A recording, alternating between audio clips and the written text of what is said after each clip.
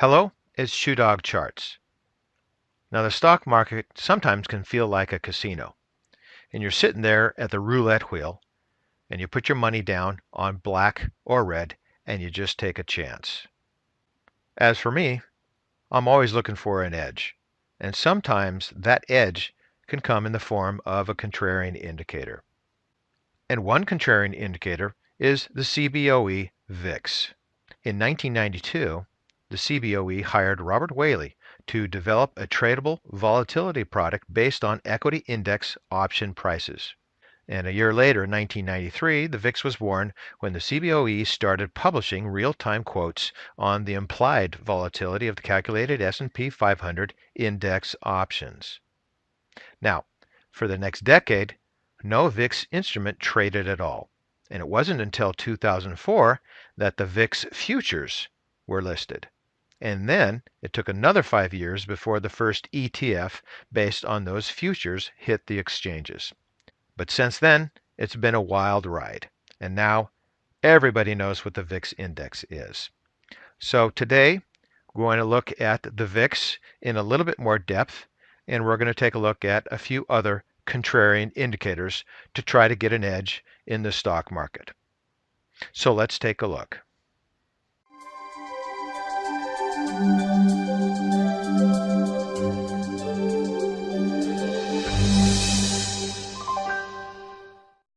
And so, as I said, nowadays everyone knows what the VIX index is. And it's no longer some arcane index reserved for highly skilled derivative traders. Instead, it's a highly liquid, easily traded way to bet on future implied volatility. And I doubt most understand what I just said. I said it's a way to bet on future implied volatility. You're not betting on current volatility, and you're not betting on future volatility. You're betting on future implied volatility. Now, it's an important concept to understand, and let me just explain. So the VIX futures are the forward levels of implied volatility, not actual volatility. So a VIX can be traded at 50, while the actual S&P 500 index has a current volatility of, say, 15. Now, even though that's an important concept, we're not going to get into that too much today. And so this chart from Bloomberg shows the history of the VIX index from 1990 to the current date. And as you can see, in 1990 and 1991, that's a recreation of the VIX, since the actual VIX did not exist until 1992, as I indicated earlier. And then in 1997 and 1998, you can see spikes in the VIX up to near the level of 50. And that was the Asian crisis and the long-term capital management. They actually have the acronym incorrect, but it's the long-term capital management defaults there in the late 1990s. And then, of course, into the dot-com bust, we had elevated levels of the VIX, but nothing like what happened in 2008 with the great financial crisis, where the VIX spiked to above 90. So as you can see by the chart, the spike above 90 declined relatively quickly to more normal levels. However, since buying the VIX had been that home run trade prior to 2008, investors kept going back to the VIX long positions. And as a result, investors kept paying too much for the insurance, betting that future volatility would once again rocket higher as it did in 2008. But it didn't. And so then shorting the VIX became the trade. And for the past 7 years, shorting the VIX has consistently been one of the most outstanding trades that we've ever seen in the last couple of decades. And so that brings us to the present day. Currently, there is now about 1.2 billion of market cap of the inverse, which is the XIV. It is the inverse ETF of the VIX. And there's another 1.3 billion in another inverse ETF, and the symbol is SVXY. So today we find ourselves in the complete opposite position where another spike in the VIX is dangerous not only for everyone that is playing in the VIX, but for all market participants. Given the size of the so-called VIX complex, it has the potential to destabilize the entire financial system on its own. So if a move in the VIX is abrupt or large enough, it may not only bankrupt many different parties, but could cause a ripple effect in other markets. But not only that, chances are that a VIX spike will be the result of some other factor that markets need to deal with. So the threat to the clearinghouse system for a VIX debacle could only exacerbate the current problem. So for us, that isn't necessarily an issue since we're not betting on the VIX. And I'm certainly not recommending that you do or recommend that you short the VIX. So let's go ahead now and take a look at the VIX chart.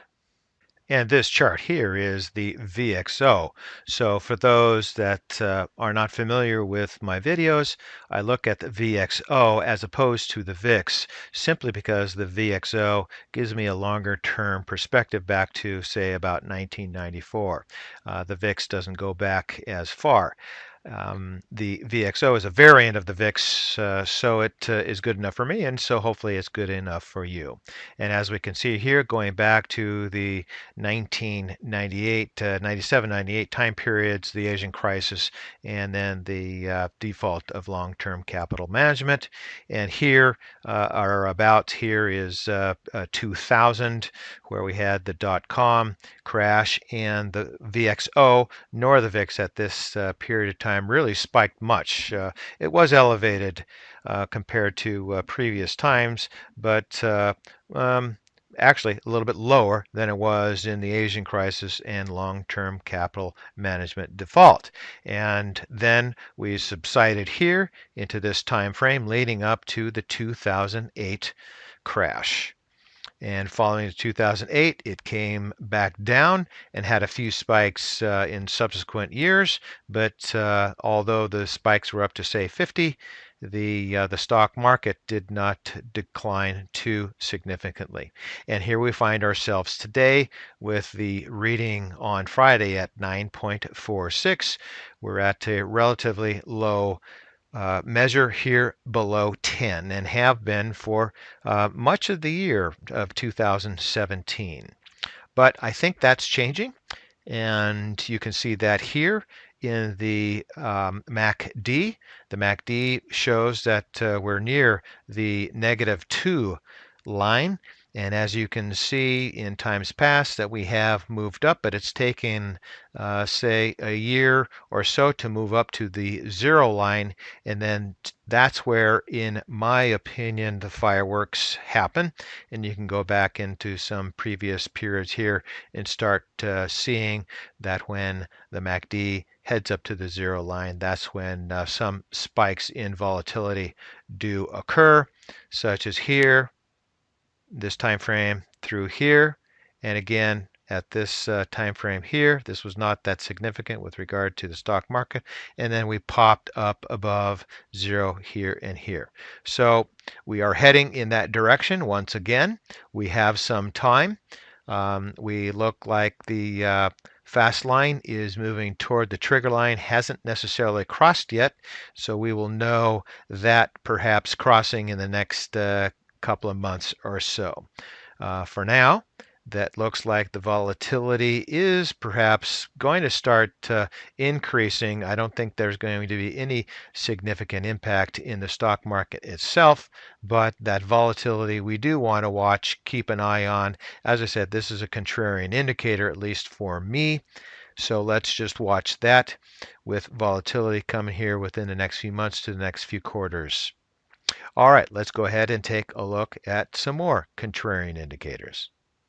And then this is the first of 3 additional charts I have for you. And this is the 10-week moving average of Investors Intelligence Bulls. And it's a survey that was conducted, say, by mid-December 2017. And our current reading over 60 is the highest that we have been in the last 25 years. Now, we approached the 60 measure in 2005, and then again in, say, 2014, 2015. Only recently, in early 2017, did we move above 60. But as you can see, and in the last portion of the chart on the far right, we are at above 60. Now, another survey that I don't have a chart for you is the Daily Sentiment Index, which is the DSI, and it measures the bullishness. It was at an 86% measure for the S&P 500 a while ago, but then moved back down to 77%. But those of you who are unfamiliar with the DSI indicator, it basically measures bullishness. And so when it's over 80%, it is extreme, and it showed again an 86% measure not that long ago. All right, let's go to the next chart. And the second chart here is from the American Association of Individual Investors, the AAII. It's a bullish chart. And their most recent survey, again, I think this is in early December, saw the bulls jump up to 45%. Now, that is not a significantly high measure as you go back, say, in the last couple of years. You see that in 2016, the measure did jump above 45% and even up to 50%. However, given a history of this measure, a 45% measurement is relatively extreme for the AAII. And let's go to our last chart. And then the last chart here is from the National Association of Active Investment Managers, the NAIM survey. And they survey their members weekly and inquire what level of exposure to the market that they have. And as you can see, say back in November, the measure was under 60. And the most current measure in, say, early December rose to a level of 109%. And with regard to the history of this survey, 109% is considered extremely bullish. So these last 3 charts for me serve as contrarian indicators, because once these surveys start to reach these extreme bullish levels, then I want to take a look at the other side of the trade. So for today, that's ChewDog Charts. Now, I would like to remind you, please subscribe and hit that notification bell for any new videos. So again, I say thank you.